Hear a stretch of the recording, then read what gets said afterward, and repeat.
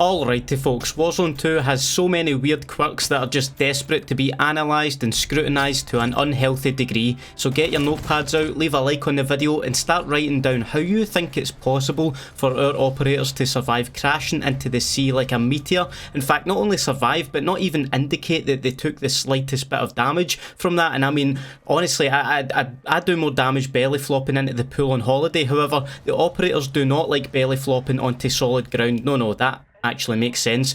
Unlike how our operators somehow become immune to full damage whilst in a downed state. Like how you're telling me this guy is literally fighting for his life yet can land a backdrop onto solid ground from 40 stories up, get some adrenaline into them and live to tell the tale? That's weird. But maybe not as weird as the mystical loot boxes in Warzone. I love how no one really questions these magical chests emitting an almost supernatural sound. Like, who put these things here? And why are they bigger on the inside like the TARDIS from Doctor Who? Seriously, look, I'm the kind of guy to go around opening these loot crates to see if the loot that spits out from them could actually fit back in, and you can clearly see, just like my clothes after a week of eating Christmas chocolate, there's no way that's going to fit, so we need an explanation for this one. Another staple of Warzone is of course the gulag. Now I'd suggest clearing your schedule for today because I could go on all day about this, right? So when we die in Warzone, we're technically captured by some maniac who we never see, and their henchmen or something like, just like a Squid Games kind of thing he has going on, right? It makes people play sick games to win their freedom.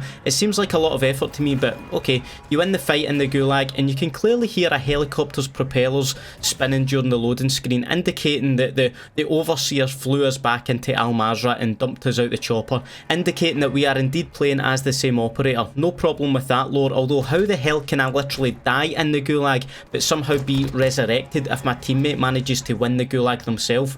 That's a weird one. Is my death in the gulag suddenly not canon because my team won? I didn't hear any defibrillators bringing me back to life and I'm still launched out the sky like nothing happened. And furthermore, I mean, I told you I could go on all day about this. Why do we only get one chance in the gulag? Like, would the henchmen not take the chance to capture me again, or do they keep a track record of guests at the gulag and tell me, nah, you've had your turn, and kill me outright? Surely even if I win the last gulag, they'd like to see me fight again, no? Oh well then. I'll just have to turn my attention to petty things like these jerry cans that go against one of the oldest video game rules ever, that anything red containing flammable liquid goes boom when it's shot, but not these. Nah, I mean, if you zoom in on these shots, apparently it's made of concrete. I can't even start a chain reaction explosion with it, and even worse, it's definitely not filled with concrete because apparently a single one of these tiny jerry cans can fill up half the tank on a bloody pavelo. You'd be lucky if that can could fuel one rotation of the propellers on this thing, never mind half a fuel tank. And I know you're all waiting on this. How is it possible for us to fuel up an electric car with a jerry can? Wait, well, they actually thought of that. Fair enough. Doesn't mean they're getting away with refueling vehicles via Wi-Fi or whatever kind of sorcery you call this. How much to fill up the tank via telekinesis? That's enough about vehicles for now, trust me. I can and will go on later, but I want to talk about guns, specifically snipers in Warzone 2, which somehow cannot kill an enemy with one clear shot to the dome. Are we wearing some kind of state-of-the-art helmets protecting our noggins?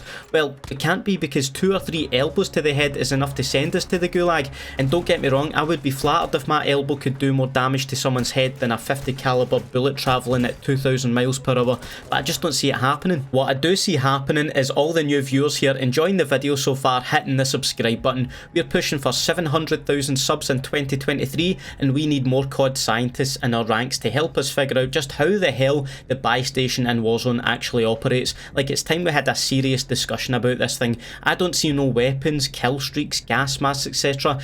For being serious, the only things we can buy are plates and some tools.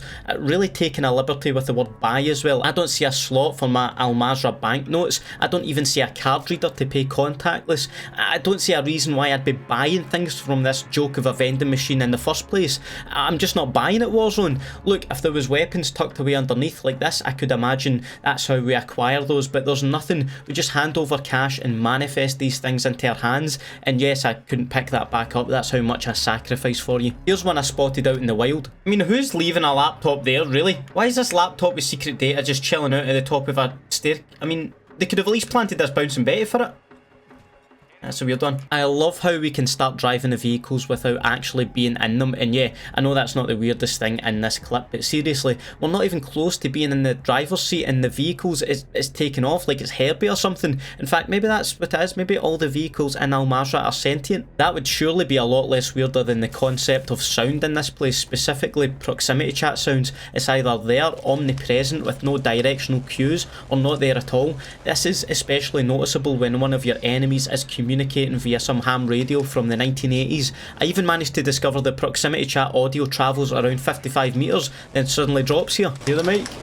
I hear the mic. Hear the mic? Oh, so that means it's about 50 meters in. These enemies in Al Mazrah all act very strange, and the way they repeat the same lines, they're always hostile. It makes you wonder if they're actually human at all, the way they move in a seemingly programmed fashion.